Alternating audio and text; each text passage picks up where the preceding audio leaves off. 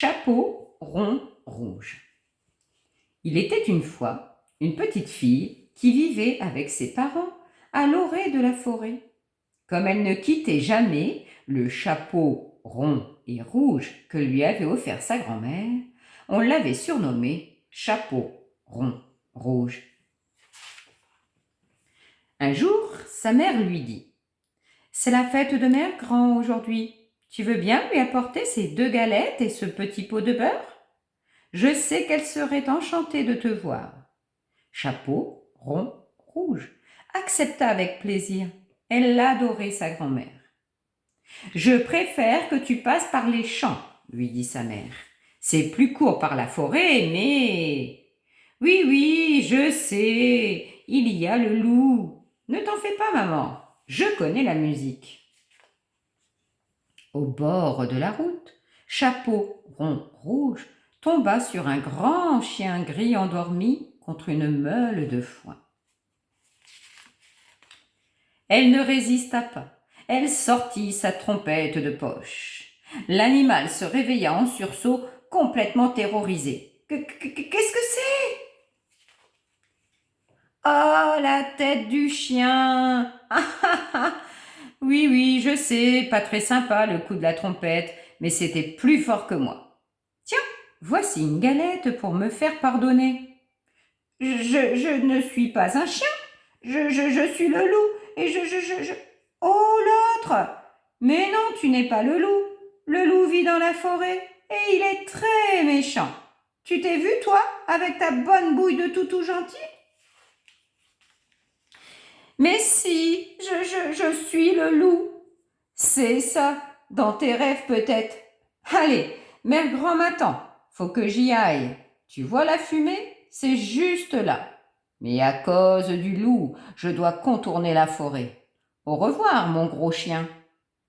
Le loup, car c'était bien lui, reprit peu à peu ses esprits. La petite peste, oh mon pauvre cœur ! Mais elle va voir ce qu'elle va voir. Je vais lui en donner du gros toutou gentil. Je m'en vais fourrer cette galette de la petite effrontée et puis la manger. Et le loup partit en courant vers la maison de Mère Grand. Il fonça droit dans la forêt. Il ne regarda ni à gauche ni à droite. La maison était en vue. Encore cette petite route à traverser et… bing ! Une auto l'envoya valdaguer dans un fourré. C'était justement Mère Grand qui revenait du supermarché. « Oh là là ! Misère ! Le pauvre chien !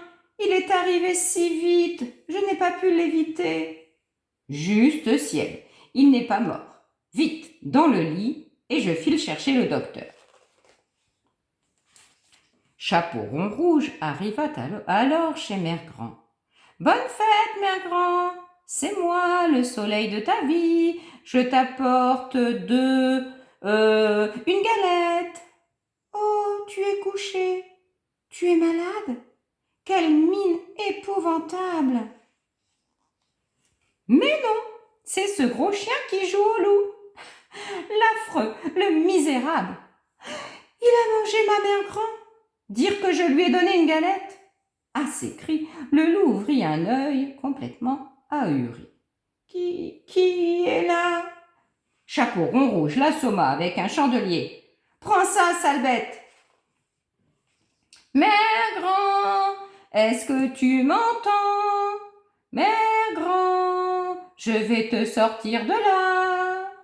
Et elle s'en fut chercher un couteau dans la cuisine. « Oh, misère, il a trépassé !» s'exclama Mère Grand qui arrivait avec le docteur. « Je ne comprends pas, ce pauvre chien respirait encore lorsque je suis partie vous chercher. »« Oh, Mère Grand, tu es vivante. Je croyais que le chien t'avait dévoré. Je voulais te sauver, et maintenant il est mort, c'est ma faute. »« Doucement, doucement, intervint le docteur. Cet animal, qui soit dit en passant n'est pas un chien, mais un énorme loup, n'est pas mort. Je vais le soigner, mais il me faut un peu de calme. » Le docteur réussit à sauver l'animal qui passa sa très longue convalescence chez Mère Grand. Après quoi, il dut se résigner à son sort.